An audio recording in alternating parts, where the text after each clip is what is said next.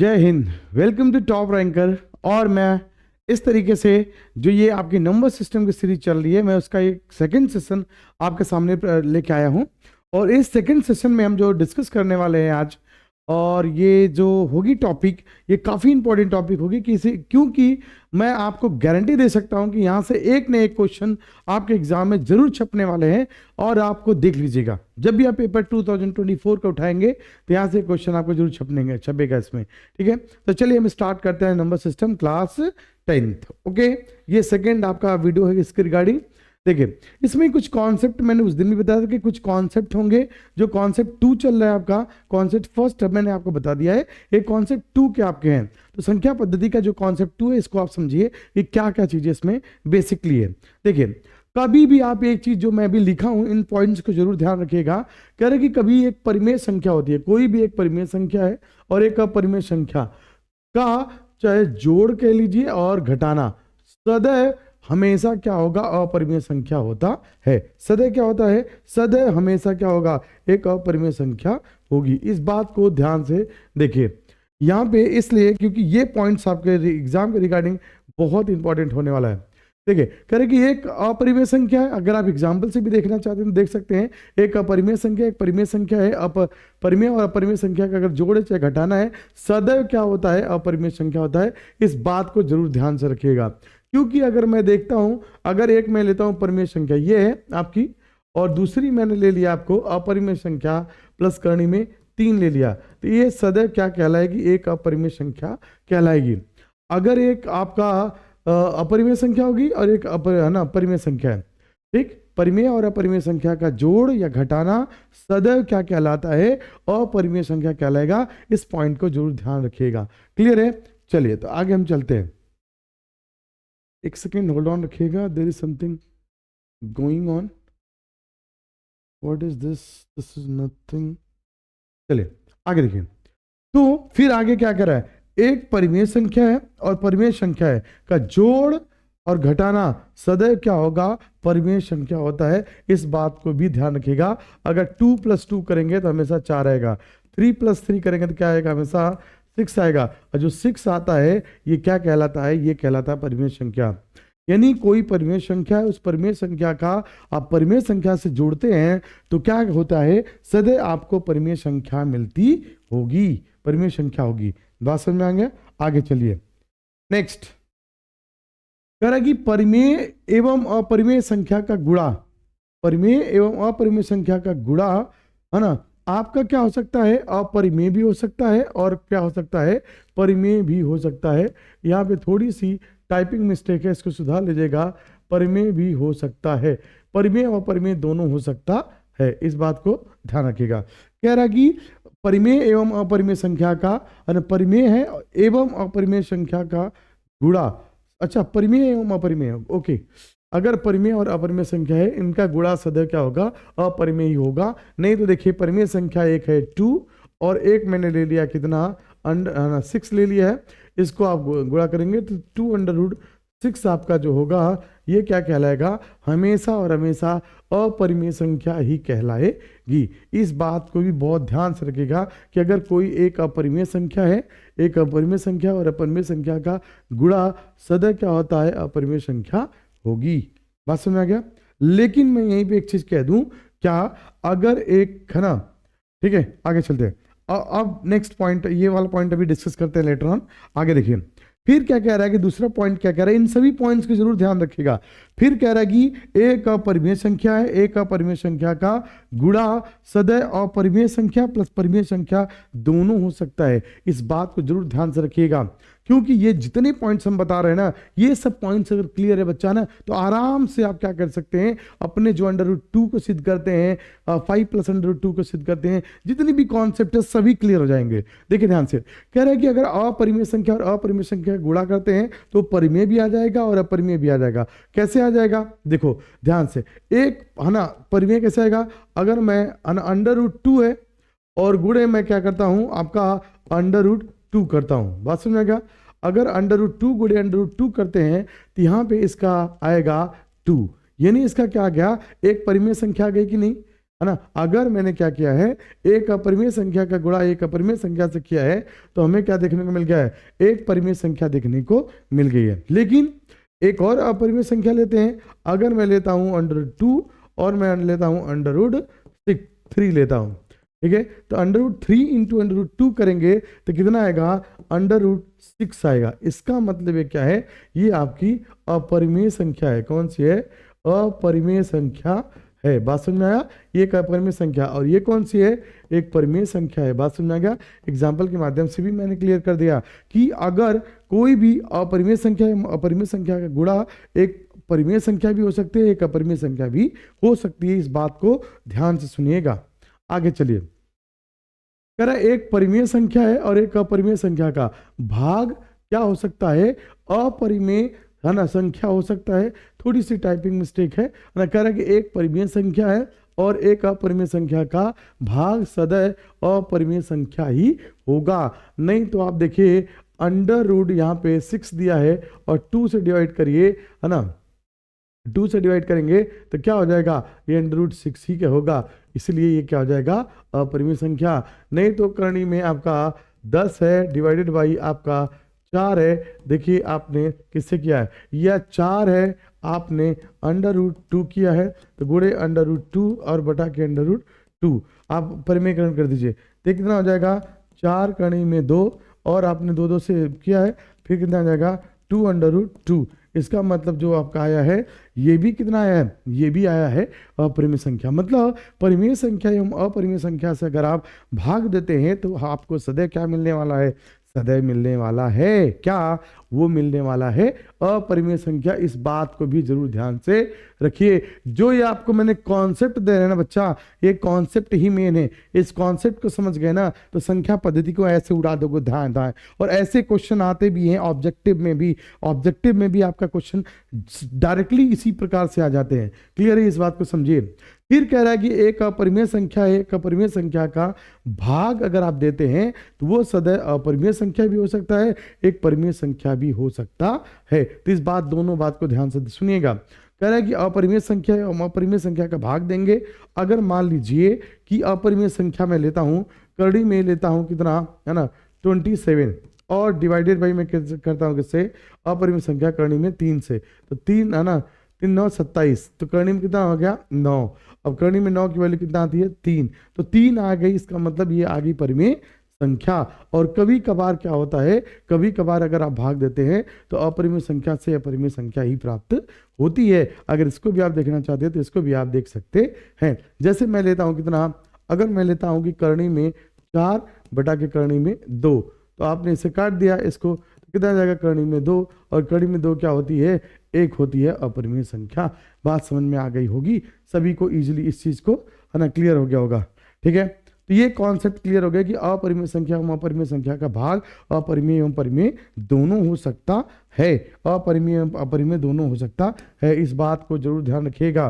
ठीक है, क्योंकि इसी क्वेश्चंस पे, इसी बेस के, इसी कॉन्सेप्ट के आधार पे आपके अलग अलग क्वेश्चन किए जाएंगे। आगे चलते हैं। चलिए अब आइए हम लोग क्वेश्चन पे आते हैं।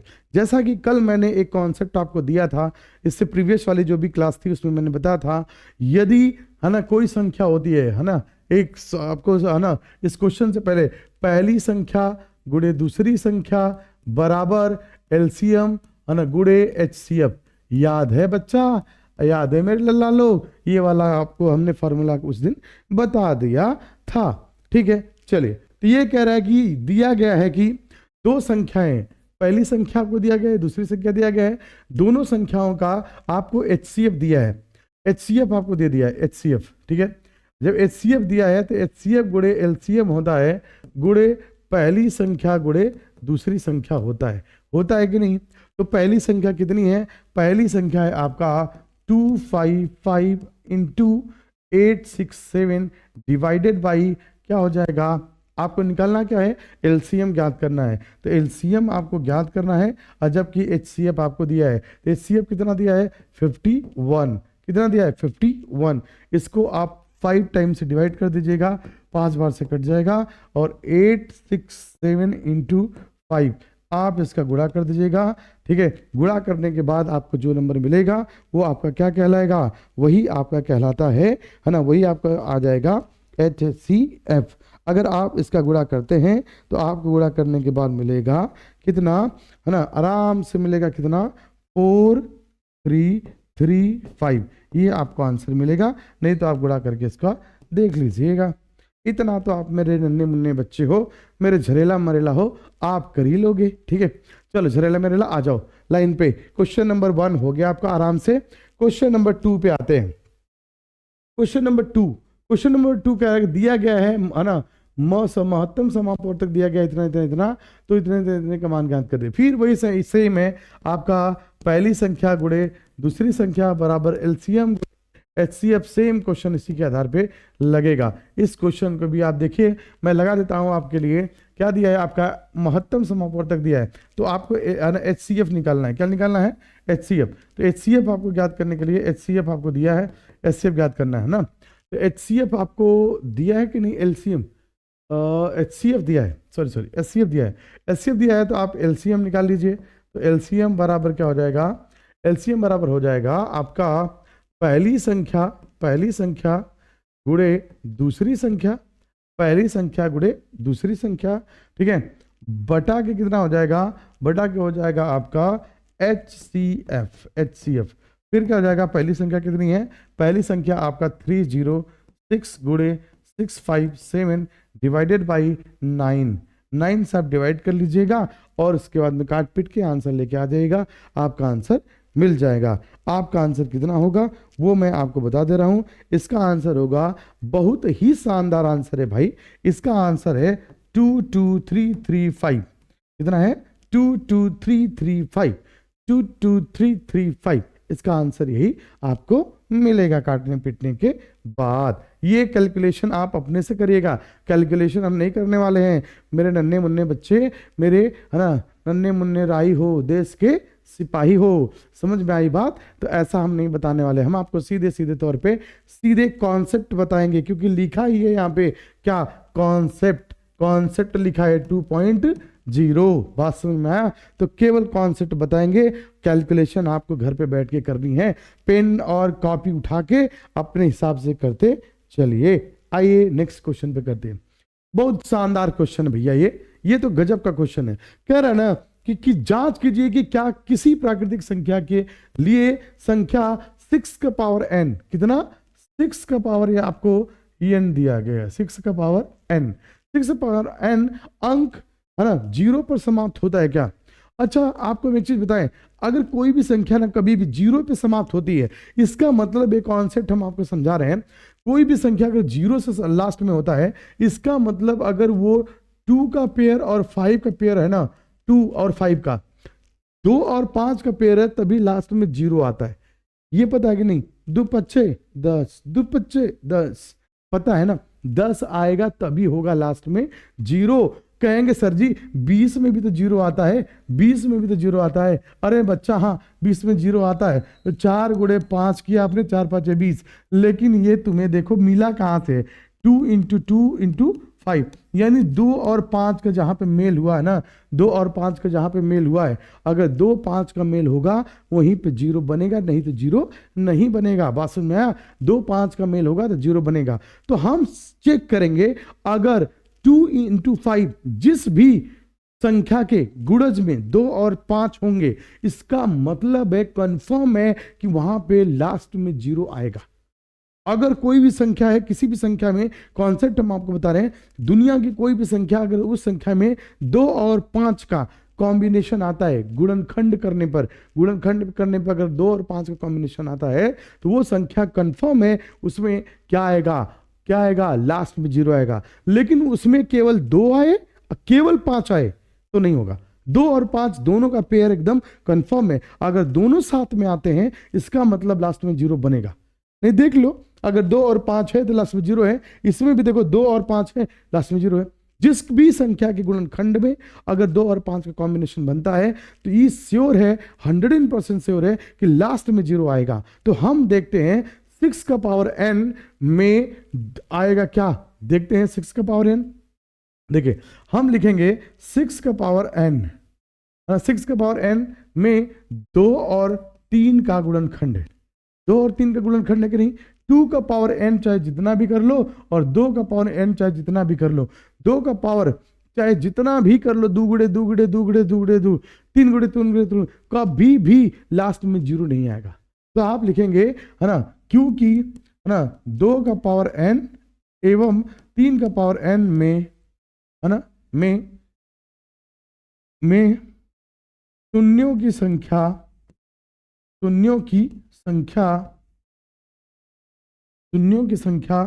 है ना क्या होगी, शून्यों की संख्या शून्य होगी। क्या होगी, शून्य होगी क्योंकि यहां पे लिखेंगे क्योंकि है ना किसी भी संख्या के अंत में शून्य प्राप्त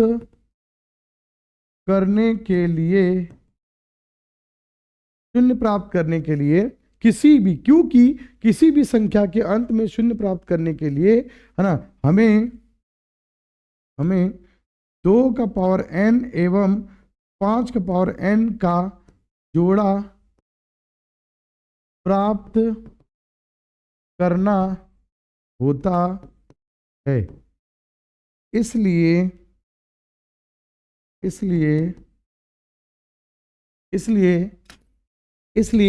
का पावर n, इसलिए 6 का पावर n में है ना n में संख्या के अंत में शून्यों की संख्या शून्य होगी। क्या होगी, शून्य होगी। फिर हम आपको समझा दे रहे हैं, देखो ध्यान से, कभी भी कोई भी ऐसी संख्या आ जाए जिसमें 6 का पावर यानी कभी भी किसी भी ऐसा पूछ दे, तो आपसे अगर पूछता है कि इसके अंत में शून्य प्राप्त होगा कि नहीं होगा, तो आप सीधे तौर पे कह दीजिए कि अगर उसके गुणनखंड में क्या होगा, अगर किसका कॉम्बिनेशन आएगा, अगर 2 और 5 का कॉम्बिनेशन आता है तब तो जीरो प्राप्त होंगे लास्ट में, नहीं तो जीरो प्राप्त नहीं होंगे। आप सीधे लिख दीजिएगा 2 का पावर n एंड 3 का पावर n में शून्यों की संख्या शून्य होगी, क्योंकि किसी संख्या के अंत में शून्य प्राप्त करने के लिए है ना हमें 2 का पावर n एवं 5 का पावर n का जोड़ा प्राप्त करना होता है। अतः इसलिए 6 पावर n में शून्य की संख्या शून्य होगी, क्योंकि इसमें कोई भी 2 का पावर n और 5 का पावर n कोई भी जोड़ा प्राप्त नहीं हुआ है, इसलिए इसमें क्या होगा, शून्यों की संख्या क्या हो जाएगी, शून्यों की संख्या शून्य होगी अंत में, क्योंकि अंत में कोई भी शून्य प्राप्त नहीं होगा। बात समझ आ गया, चाहे जितना भी आप गुणनखंड कर लीजिए शून्य के पावर क्या हो जाएगा, शून्य होगा, कभी भी इसमें वो आने वाला नहीं है। बात समझ में आ गई होगी। आगे चलते हैं। सुबह की सैर में 3 व्यक्ति साथ घूमते हैं और उसके कदम की माप क्रमशः 40 सेंटीमीटर, 42 सेंटीमीटर और 45 सेंटीमीटर है। प्रत्येक को छोटे से छोटे कितनी दूरी तय करनी चाहिए जिससे प्रत्येक अपनी पूरे कदमों में उस दूरी को तय कर सके। इस क्वेश्चन को आराम से देखिए और ध्यान से देखिए कि ये क्वेश्चन कैसे लगने वाला है। सुनिए, देखिए, कभी भी ऐसा क्वेश्चन पूछ देना कि कम से कम दूरी प्राप्त करना है, यानी इसका मतलब ये है कि हमें ऐसी संख्या को ढूंढना है जो 45 है, 42 है और क्या हो, है ना, ये है आपका। यानी आपसे कह रहा है कि है ना तीनों व्यक्तियों को घूमने और उनके कदमों की माप, है ना, कह रहा है कि 3 व्यक्ति हैं, 3 व्यक्तियों के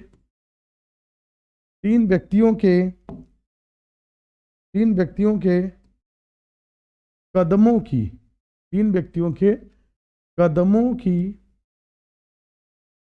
की माप क्रमशः क्या दिया गया भाई, क्रमशः 40 है, 42 है और कितना है, 45 है।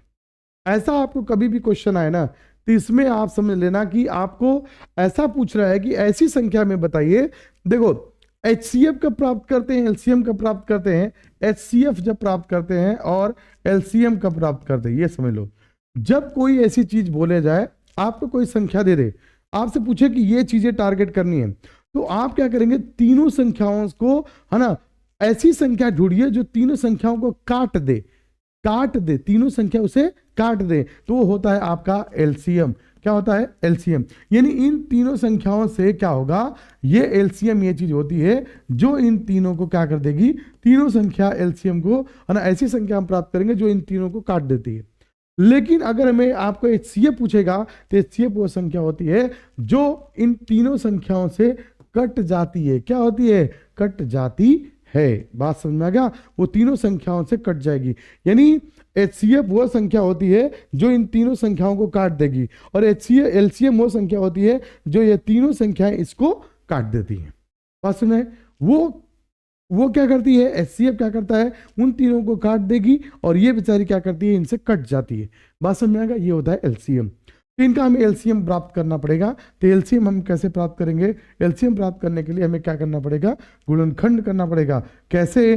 देखिए 2 इंटू 2 इंटू, है ना, 2 इंटू 5, ऐसा कर दीजिए। 40 को हम लिख सकते हैं ऐसे, 40 को 2 गुड़े 2 गुड़े 2, 8 पचे 40। फिर ये कौन सा है, 46 है, तो आप 46 को क्या लिख सकते हैं, 46 को, 46 है कि 42 है, 42 है, तो 42 का हम क्या लिख सकते हैं, है ना, आप लिख सकते हैं 2 इंटू 2 इंटू 7, 2 दूना 4, 4 सते 7 चौक 28, तो 42 ही है, 6 सते 42। यानी कि हमें यहाँ पे क्या करना चाहिए, यहाँ पे आपको 2 इंटू 3 इंटू 7, यानी 7 छक 42 आ गया। फिर हमें कितना करना है, 45 करना है। तो 45 प्राप्त करने के लिए क्या करना पड़ेगा, है ना, 45 प्राप्त करने के लिए इसका 3 इंटू 3 इंटू 5, है ना, और हाँ, 3 तरीके 9, और 9 9 9 पचे 45, ओके सही है। अब देखिए इसमें से जो कॉमन है, यानी कि इसका हम पेयर बनाएंगे, 2 का पावर 3 है गुणे 5 है, और इसमें क्या है, 2 का पावर 1 है, 3 का पावर 1 है गुणे 7 है। इसमें क्या है भैया, इसमें 3 का पावर 2 है गुणे 5 है। देखो आप एचसीएफ जब निकालते हो ना, एचसीएफ, तो एचसीएफ निकालने के लिए जो तीनों में कॉमन है और जो सबसे लोएस्ट घात होता है उसको लिया जाता है। तीनों में जो कॉमन है उसमें सबसे लोएस्ट जो घात होता है उसको लिया जाता है।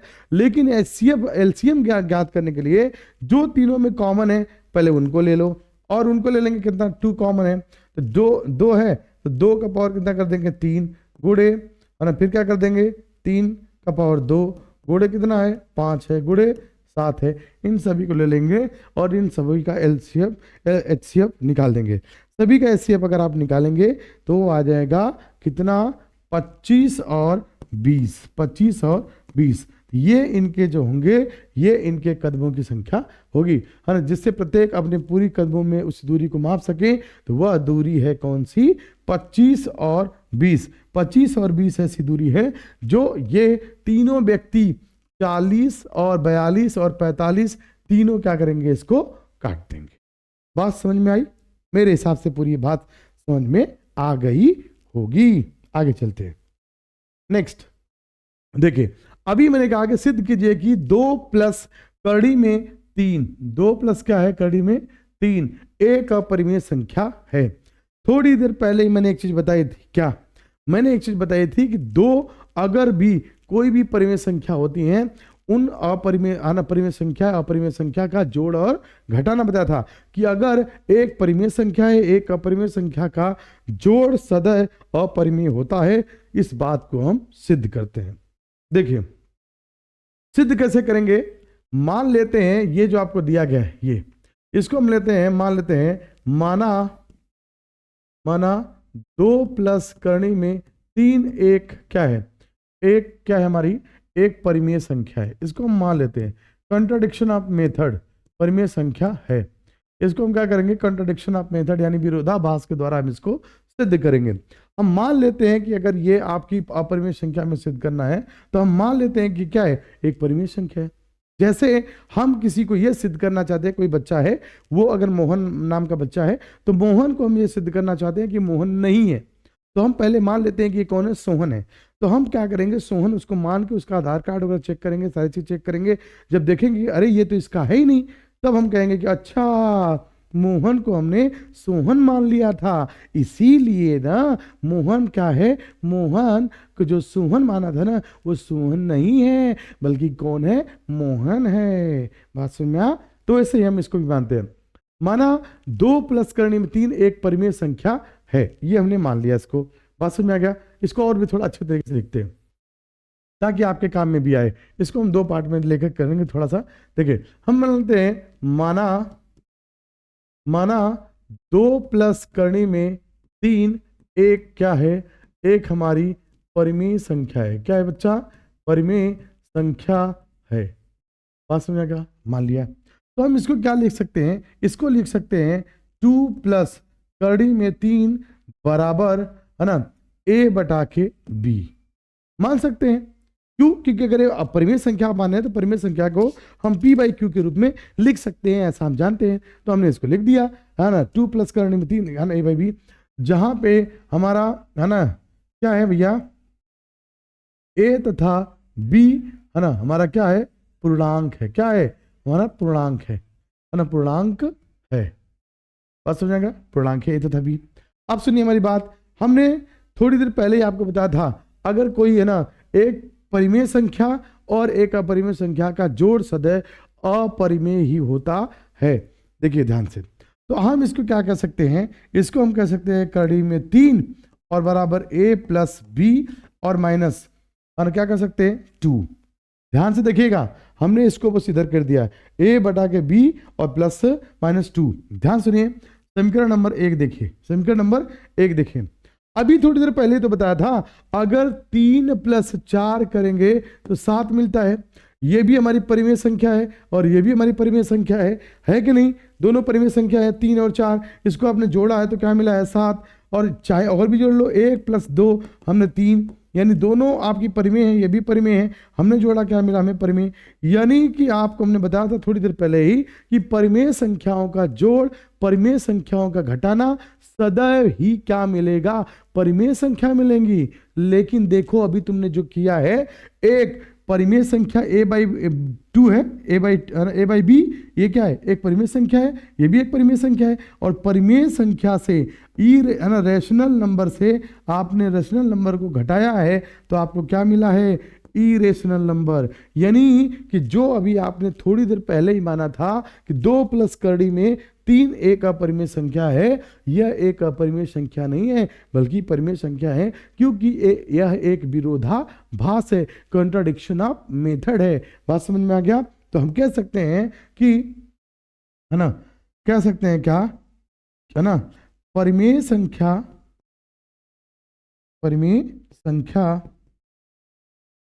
का परिमेय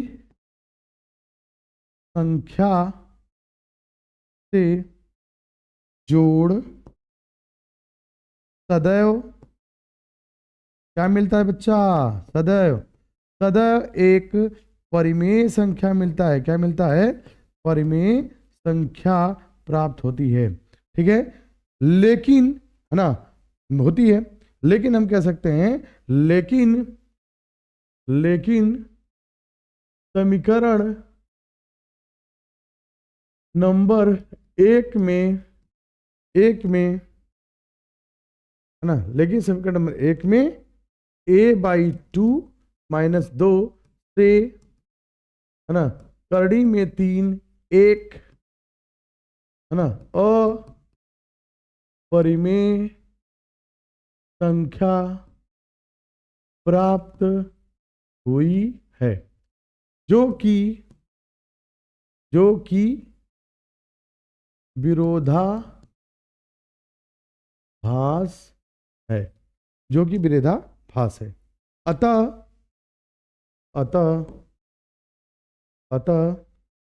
2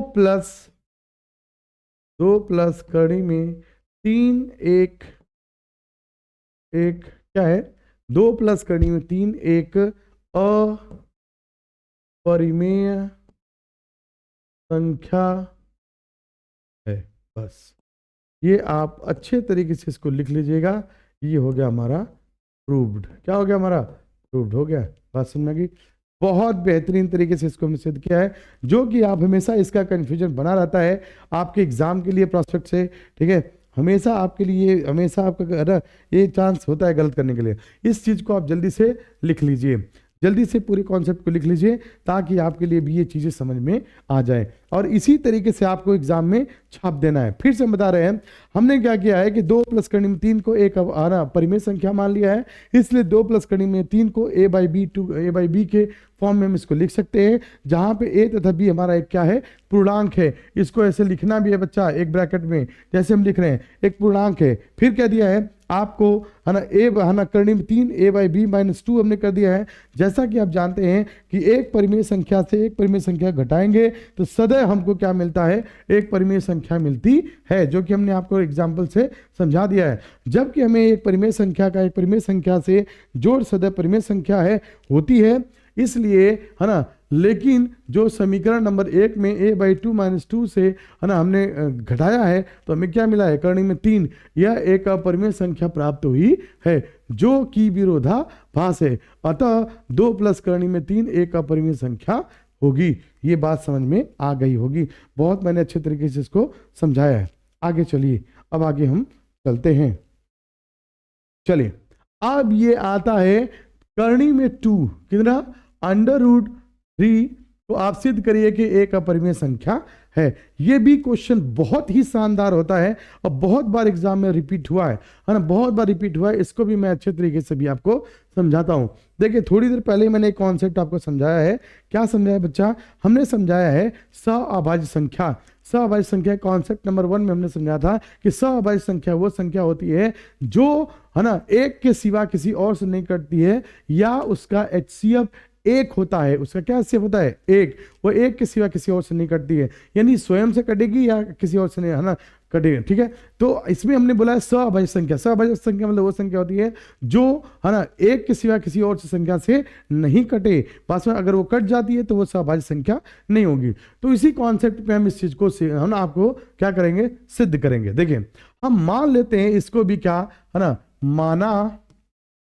माना कड़ी में 2 एक क्या है? एक हमारा एक परिमेय संख्या है। क्या है? एक परिमेय संख्या है। ध्यान से सुनिए बच्चा, परिमेय संख्या है। इस बात को आप ध्यान से सुनिए। एक परिमेय संख्या हमने इसको मान लिया। चलो मान लेते हैं भैया, एक परिमेय संख्या है। अगर ये एक परिमेय संख्या है तो इसको हम क्या कह सकते हैं? इसको भी तो हम क्या लिख सकते हैं? कड़ी में 2 बराबर a/2 लिख सकते हैं कि नहीं? जहां पे a तथा b हमारी क्या है? ये हमारी है सअभाज्य संख्या। क्या है?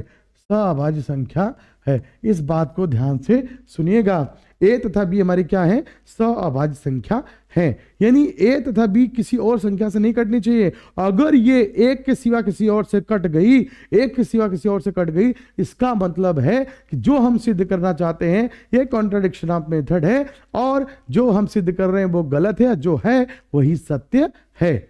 आइए हम देखते हैं। देखिए, ये चीज आपने समझ लिया अच्छे तरीके से। आप ध्यान से सुनिए, इसको हम आगे कैसे लेके चलते हैं। देखिए, a तथा b हमारी क्या है? सअभाज्य संख्या है।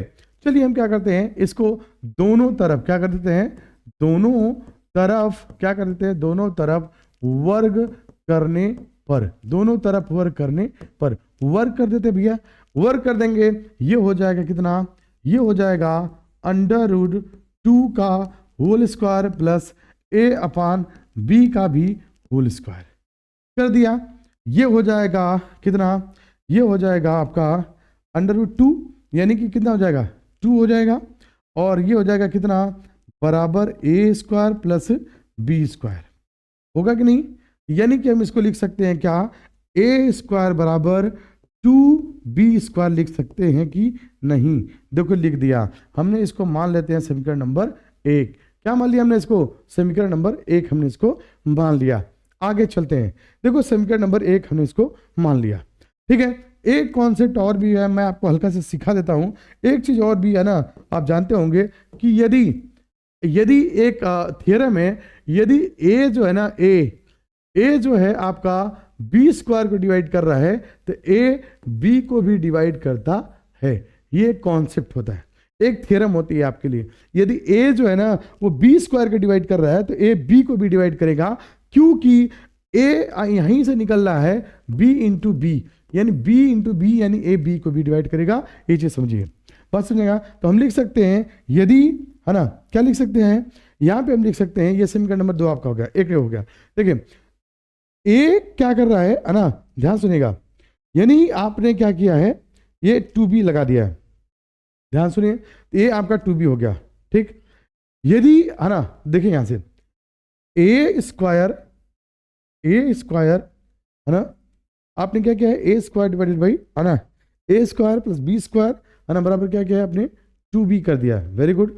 तो हम ऐसे भी तो कह सकते हैं इसको, है ना, इसको ऐसे भी तो कह सकते हैं, यानी हम ये कह सकते हैं क्या, यानी देखो ध्यान से, इसको हम कह सकते हैं बी स्क्वायर, क्या कह सकते हैं, बी स्क्वायर बराबर ए स्क्वायर डिवाइडेड बाई 2, ये कह सकते हैं। बी स्क्वायर बराबर, है ना, बी स्क्वायर बराबर ए स्क्वायर डिवाइडेड बाई 2, ये जो कॉन्सेप्ट अभी हमने आपको सिखाया है, इससे हम कह सकते हैं, यदि क्या ए स्क्वायर, है ना, क्या क्या कह सकते हैं, यदि दो, क्या लिख सकते हैं, दो, है ना, किसको, ए स्क्वायर को क्या करता है, को विभाजित करता है, क्या करता है, विभाजित करता है। अगर दो जो है ए स्क्वायर के विभाजित करता है, तो दो जो होगा ना वो ए को भी क्या करेगा, को भी विभाजित करेगा, क्या करेगा, विभाजित करेगा, है ना, विभाजित करेगा। बात समझ में आ गया, ये चीज समझ में आ गया। अगर दो जो है ए स्क्वायर के विभाजित कर रहा है, ध्यान सुनिएगा, दो ए स्क्वायर के विभाजित कर रहा है, तो दो ए को भी विभाजित करेगा। अगर मान लो दो जो है ना, दो, अब यहां सुनिएगा, दो जो है ना, ए को, यानी आपका ए अगर दो को विभाजित कर रहा है, तो इसका क्या निकलेगा, अगर ए जो है आपको, ए जो है दो को विभाजित कर रहा है, तो इसका कोई भागफल भी तो आएगा, यानी कि कोई भाग भी जाएगी। तो हम मान लेते हैं, अगर ए स्क्वायर, ए जो है, ए दो जो है ए स्क्वायर को विभाजित करता है, तो हमें बी स्क्वायर मिला था, तो दो जो है ए को विभाजित करेगा, दो ए को विभाजित कर ले, तो मान लो हमें सी मिलता है, ठीक है। तो इसको हम क्या करेंगे, इसको भी क्या करेंगे, दोनों तरफ क्या करेंगे, दोनों तरफ वर्ग करने पर, क्या करेंगे, वर्ग करने पर, दोनों तरफ वर्ग कर देते हैं। बात समझ में आएगा, दोनों तरफ वर्ग कर रहे हैं। इसको हम क्या कह सकते हैं, इसको देखिए ध्यान से, इसको हम कह सकते हैं ए स्क्वायर बटा के 4, है ना, ए स्क्वायर बटा के 4 सी। तो हम लिख सकते हैं ए स्क्वायर बराबर 4c स्क्वायर, लिख सकते हैं। ये समीकरण नंबर हम मान लेते हैं कौन सा हमारा, 2, और ये समीकरण नंबर कौन सा है, 1, है ना। तो लिख सकते हैं समीकरण नंबर, है ना, समीकरण नंबर 1 से ए का मान, ए का मान समीकरण नंबर किसमें, समीकरण नंबर 2 में रखने पर, ठीक है, रखने पर रख देते हैं, रखने पर। देखो यहाँ पे समीकरण नंबर 1 से ए का मान समीकरण नंबर 2 में रखने पर, तो हम लिख सकते हैं यहाँ पे, देखो यहाँ पे ए स्क्वायर बराबर 2b स्क्वायर है, तो हम यहाँ पे लिख देते हैं 2b, है ना, स्क्वायर बराबर 4c स्क्वायर, 2 से 2 कटा, इसका मतलब हो गया b स्क्वायर बराबर 2c स्क्वायर, कौन सा, 2c स्क्वायर। तो हम लिख सकते हैं c स्क्वायर बराबर b स्क्वायर डिवाइडेड बाई 2। ध्यान से देखिएगा, ये समीकरण नंबर 3 है। देखिए समीकरण नंबर आपका ये वाला, यहां पे देखिए बी स्क्वायर डिवाइडेड बाई 2 और ए स्क्वायर डिवाइडेड बाई, है ना, ए स्क्वायर डिवाइडेड बाई कौन सा है, ए स्क्वायर बी, क्या किससे डिवाइड हो रहा है, ए स्क्वायर बी। देखो ए स्क्वायर बी आपका, ए स्क्वायर भी देखिए ध्यान से, यहां से ए स्क्वायर भी 2 से डिवाइड हो रहा है, यानी अभी आपने थोड़ी देर पहले ही बोला था ए तथा बी हमारी क्या है, सहभाज्य संख्या है, जबकि ए यहां पे भी 2 से डिवाइड हो रहा है, जबकि बी जो है यहां पे 2 से डिवाइड हो रहा है, यानी, है ना, हमने माना था ए तथा बी दोनों सहभाज्य संख्या है, जबकि वो एक के सिवा किसी और से नहीं कटनी चाहिए, लेकिन यहाँ पे ए और बी दोनों 2 से कट रहे हैं, 2 से कट रहे हैं, इसलिए जो हमने माना है वो कंट्राडिक्शन ऑफ मेथड है। इसलिए √2 क्या है आपका, है ना, √2 क्या है, एक परिमेय संख्या, अपरिमेय संख्या है। ठीक है, हम लिख देंगे यहाँ पे ए तथा बी एक सअभाज्य संख्या है। क्या है, सअभाज्य संख्या है। ठीक है, अतः ए तथा बी 2 से भी कट रही है ना? यह एक विरोधाभास है।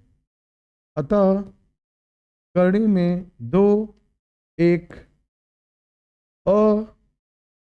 अपरिमेय संख्या है। ठीक है, यह एक अपरिमेय संख्या है। इसको लिख लीजिएगा, पूरे कॉन्सेप्ट को लिख लीजिए जल्दी जल्दी, या स्क्रीनशॉट ले लीजिए, फिर से हम समझाते रहे। देखिए, कह रहा है कि करणी में 2 एक क्या है, करणी में 2 एक परिमेय संख्या है। अगर ये परिमेय संख्या है तो इसको हम करणी में 2 के a/2 के रूप में लिख सकते हैं। a/2 के रूप में लिख दिया, जहां पे a तथा b हमारी सहभाज्य संख्या है। फिर हमने क्या किया, दोनों तरफ वर्क करने पे दोनों तरफ वर्क किया है तो हमें मिला है कौन सा, 2a² b²। हमने इसको एक समीकरण बना दिया है। फिर हमने लिखा है b² कौन सा, b² बराबर a²/2 हम कह सकते हैं, लिख दिया हमने। फिर हमने बोला कि 2 जो है a² को विभाजित करता है तो 2 a को भी विभाजित करेगा। यदि 2 है ना a को विभाजित कर रहा है तो उसका कुछ रिजल्ट मिलेगा, वो रिजल्ट कौन सा है, c हमने मान लिया। फिर दोनों तरफ हमने इसको स्क्वायर कर दिया, स्क्वायर करने के बाद a² है ना 4ac, हमने समीकरण नंबर 2 मान लिया इसको, समीकरण नंबर 1 इसको मान लिया। a² का मान जो 2b² है हमने वहां पे रख दिया, 2b² रख के हमने काट दिया, b² बराबर आ गया 2c², इसलिए c² बराबर कौन सा आ जाएगा, b²/2। ए तथा बी, ए और बी को दो बार काट रहा है ना, काट रहा है, दोनों कॉमन आ का फैक्टर आ गया है, कॉमन HCF आ गया है, इसलिए हम कह सकते हैं कॉन्ट्राडिक्शन ऑफ मेथड है और यह संख्या क्या होगी, आपकी अपरिमेय संख्या होगी। देखो थोड़ा सा लंबा हो रहा है बट सभी कॉन्सेप्ट को डालना है तो आपको समझना पड़ेगा। ये देखो 5, ये आपका कौन सा है, 5 + करणी में 2, इसको भी आप दर्शाइए क्या है। हम मान लेते हैं, माना 5 + करणी में 2 एक क्या है, परिमेय संख्या है। क्या है, एक परिमेय संख्या है। तो इसको हम लिख सकते हैं 5 + करणी में 2 बराबर a/, है ना, बराबर क्या लिख सकते हैं, a/b लिख सकते हैं, लिख दिया हमने, a/b लिख सकते हैं। देखो ध्यान से, इसका क्या हो जाएगा, इसका हो जाएगा आपका √, है ना, इसको हम इधर भेज देंगे, ये हो जाएगा आपका √2 बराबर a/, है ना, 5b, क्या हो जाएगा, 5b हो जाएगा। अगर ये 5b हो रहा है इसका मतलब क्या हो रहा है, देखो अब यहाँ पे हमने बोला है ये कौन सी संख्या है, ये है आपका कौन सी है, अपरिमेय संख्या है, इरेशनल नंबर है, ये भी इरेशनल नंबर, और अपरिमेय संख्या से अपरिमेय संख्या से भाग देते हैं तो हमें मिलना चाहिए कौन सा, अपरिमेय संख्या, जबकि हम यहाँ पे हमको मिल रहा है कौन सा, √2 परिमेय संख्या मिल रही है। अतः यह कॉन्ट्राडिक्शन ऑफ मेथड है ना, इसलिए यह एक परिमेय संख्या अपरिमेय संख्या है। ठीक है, ये सब आसान है, ये भी आसान है, सेम कॉन्सेप्ट हमने आपको करवा दिया है इसको। ठीक है, ये सभी कॉन्सेप्ट हमने आपको बता दिया है, इस आसानी से कॉन्सेप्ट को समझते चलिए। इस प्रकार से हमने सभी कॉन्सेप्ट को एक एक करके क्लियर कर दिया है। आप इस पूरे के पूरे जो वीडियोस हैं इसको ध्यान से देखिए, बहुत अच्छे तरीके से देखिए ताकि ये आपको समझ में आ जाए। नहीं समझ में आता आप कमेंट बॉक्स में क्लिक करिए हमें, हम आपको अच्छे तरीके से सभी वीडियोज के एक्सप्लेनेशन आपको देने वाले हैं। सो आज की वीडियो यहीं पर वाइंड अप करते हैं और इस प्रकार से हमारा नंबर सिस्टम का जितने कॉन्सेप्ट थे सभी मैंने क्लियर कर दिया है। तो let's wind up the session for today and जय हिंद।